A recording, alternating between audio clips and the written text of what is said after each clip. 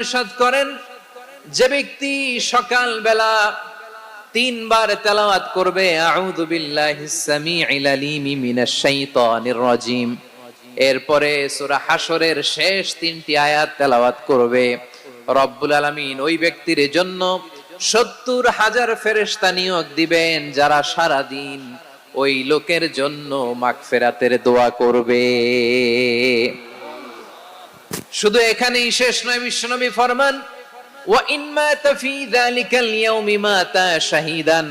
ওই দিন যদি ওই ব্যক্তিটা ইন্তেকাল করে সে শহীদ হয়ে কিয়ামতের দিন আল্লাহর সামনে দাঁড়াবে। সকালবেলা যদি পড়েন 3 বার আউযু বিল্লাহিস সামিউল আলিম মিনাশ শাইতানির রাজিম 3 বার পড়ে সূরা হাশরের শেষ 3 আয়াত যদি তেলাওয়াত করেন, তাহলে আপনার জন্য আল্লাহ তাআলা 70,000 ফেরেশতা নিয়োগ করবে।